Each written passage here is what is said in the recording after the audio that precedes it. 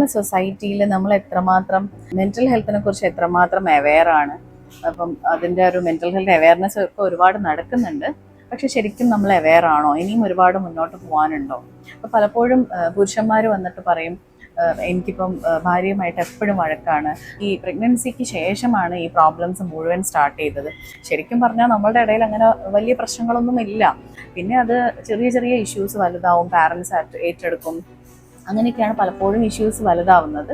പക്ഷേ ഈയിടെയായിട്ട് ആൾ ഭയങ്കര കംപ്ലൈനിങ് ആണ്, എപ്പോഴും ഞാൻ കെയർ ചെയ്യുന്നില്ല, അങ്ങനെ കംപ്ലയിൻസ് ആണ്. പിന്നെ ചില ആളുകൾ വന്നിട്ട് പറയും, ഞങ്ങൾ സെപ്പറേറ്റഡ് ആണ് ഡോക്ടറെ, 2 to 3 years ആയിട്ട് സെപ്പറേറ്റഡ് ആണ്. പക്ഷേ എല്ലാ പ്രോബ്ലംസും സ്റ്റാർട്ട് ചെയ്തത് മിക്കവാറും പ്രഗ്നൻസിക്ക് ശേഷമായിരിക്കും.